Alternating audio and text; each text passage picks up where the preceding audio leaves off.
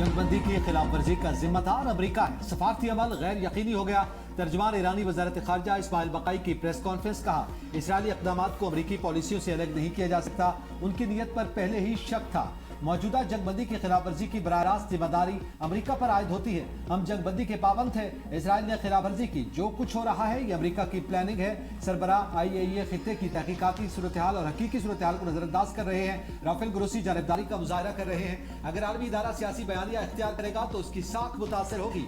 Israel 3 साल से गजा पर हमले कर रहा है। मिस्र ने कोई आवाज नहीं उठाई। मुल्क की सलामती और दिफा के लिए तैयार है।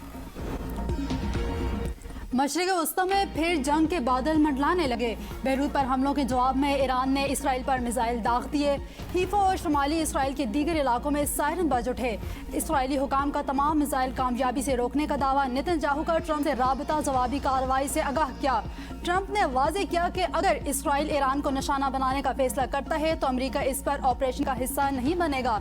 सदर ट्रंप के मना करने के बावजूद इसराइल के ईरान पर हमले तेहरान, तब्रेज़ और इस्फहान में जोरदार धमाके। इसराइली फौज का कहना था कि इसने मगरबी और वस्ती ईरान में फौजी अहदाफ को निशाना बनाया। कार्रवाई ईरान के हमलों के जवाब में की। ईरान ने हमला करके संगीन गलती की। हिज़्बुल्लाह पर हमले जारी रखेंगे।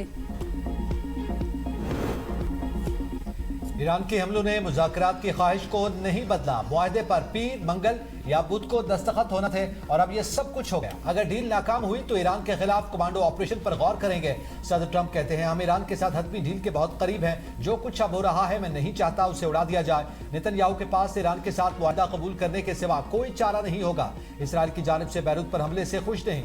नेतन्याहू जवाबी हमला करेगा तो यह सिलसिला ऐसे ही चलता रहेगा जैसे 47 साल से चल रहा है। ईरान को मशवरा दूंगा, आपने अपने मिसाइल दाग दिए, बस इतना काफी है।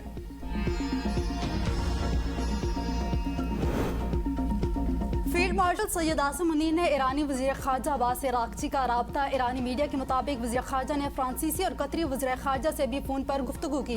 इसराइल के खिलाफ ईरान के रद्द-ए-अमल और ख़ित्ते की ताज़ा सूरत हाल पर बातचीत की गई। सऊदी अरब और कतरी वज़ीर ख़ारजा के दरमियान भी टेलीफोनिक राब्ता। ख़ित्ते की ताज़ा सूरत हाल पर तबादला ख्याल। गिलगित बल्तिस्तान इलेक्शन में तीर चल गया। पीपल्स पार्टी ने 9 हल्कों में मैदान मार लिया। 5 आज़ाद उम्मीदवार कामयाब। 3 सीटें नून लीग और 1 मजलिस वहदतुल मुस्लिमीन के हिस्से में आई। 24 में से 18 नशिस्तों का रिजल्ट आ गया। GB1 गिलगित से PP के उम्मीदवार अमजद हुसैन 10,882 वोट लेकर जीत गए। GB2 गिलगित से नून लीग के हफीजुर रहमान 11,204 वोट लेकर कामयाब।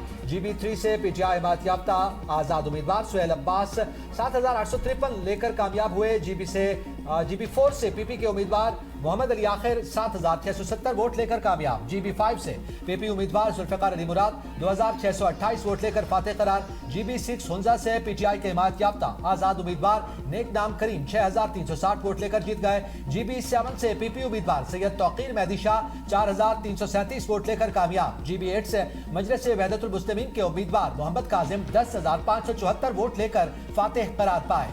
GB9 से PP उम्मीदवार फिदा मोहम्मद नाशाद 6,314 वोट लेकर जीत गए। GB10 से PP उम्मीदवार नासिर अली मकपून 6,639 वोट लेकर जीत गए। GB11 से PP उम्मीदवार इकबाल हुसैन 6,141 वोट लेकर कामयाब। GB12 से PP उम्मीदवार इमरान नदीम 12,179 वोट लेकर जीत गए। GB16 से आजाद उम्मीदवार सैयद इमाम मालिक 6,664 वोट लेकर कामयाब हुए। GB18 दियावर 4 से नून लीग के किफायतुर रहमान 5,521 वोट लेकर जीत गए। GB19 से PP उम्मीदवार सैयद जलाल अली शाह 9,613 वोट लेकर कामयाब। GB22 से नून लीगी उम्मीदवार इब्राहिम सनाई 10,136 वोट लेकर जीत गए। GB23 से आजाद उम्मीदवार अनवर अली 12,117 वोट। गिलगित बल्तिस्तान में तीरों की बारिश हो रही है। पीपल्स पार्टी सबसे बड़ी जमात बनकर उभर रही है। हम हुकूमत बनाने की कोशिश करेंगे। Chairman peoples party Bilawal Bhutto Zardari का एक्स पर बयान। कहा, मैं अवाम का उनके एतमाद पर तहे दिल से शुक्रगुजार हूँ। जियालू को इस शानदार फतह पर मुबारकबाद पेश करता हूँ।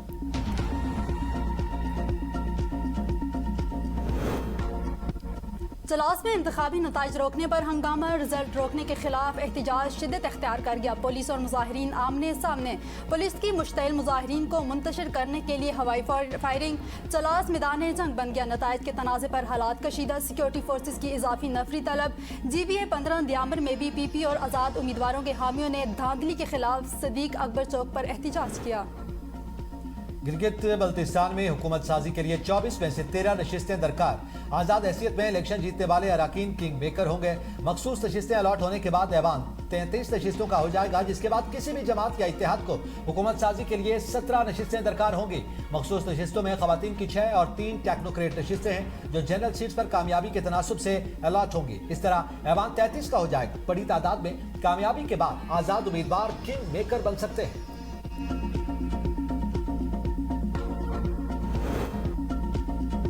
Gilgit Baltistan election ABN news की सबसे बड़ी कवरेज, पल पल की खबर आवाम तक पहुंचाने का सिलसिला जारी। एबीएन न्यूज को सबसे पहला रिजल्ट भी आवाम तक पहुंचाने का एजाज हासिल हुआ। इलेक्शन में बेहतरीन रिपोर्टिंग और कवरेज पर आवाम की जानिब से सत्ताइश। बिलावल भुट्टो का आज़ाद जम्मू और कश्मीर की सूरत हाल पर इज़हार तशवीश। चेयरमैन पीपल्स पार्टी ने पार्लिमानी पार्टी के इजलास में अरकान की तजवीज़ को सुना। कहा, मैं मामले पर वज़ीर-ए-आज़म से बात करूंगा। सियासी मामलात मुज़ाकरात के जरिए हल होने चाहिए। पीपल्स पार्टी की बुनियाद मसले कश्मीर पर रखी गई थी। हमने हमेशा कश्मीरियों के मसाइल के हल को तरजीह दी। वफाकी बजट पर हुकूमत और पीपल्स पार्टी के दरमियान डेडलॉक बरकरार। पीपल्स पार्टी ने बजट के हवाले से अपनी तहरीरी सिफारिशात हुकूमत के हवाले कर दी। हुकूमत सिफारिशात का जायजा लेकर पीपल्स पार्टी को जवाब देगी। हुकूमती जवाब के बाद दोबारा मुज़ाकरात होंगे। तनख्वाहदार तबके के लिए टैक्स स्लैब में कमी की तजवीज़। हुकूमत को रिलीफ इकदाम पर IMF की मंजूरी का इंतजार। सुपर टैक्स में 2% कमी और प्रॉपर्टी सेक्टर के लिए बड़े रिलीफ की भी तजवीज़ सामने आ गई। ज़राए के मुताबिक बजट में बरामदान कुंदगान पर 1% एडवांस इनकम टैक्स के खात्मे और प्रॉपर्टी सेक्टर के लिए बड़े रिलीफ की तजवीज़ ज़ेर गौर है। सोलर पैनल्स, हाइब्रिड गाड़ियों और तकरीबन 2 दर्जन के करीब दीगर अशिया पर GST को बढ़ाकर 18% तक करने पर बातचीत जारी। हुकूमत की माहौल दोस्त और तवानाई बचत के लिए इलेक्ट्रिक गाड़ियों पर GST की शरह को कम रखने की तजवीज़ है। IMF के साथ माली साल 2026-27 के लिए टैक्स वसूली का हदफ 1,05,264 अरब रुपये कर दिया गया। अदाद शुमार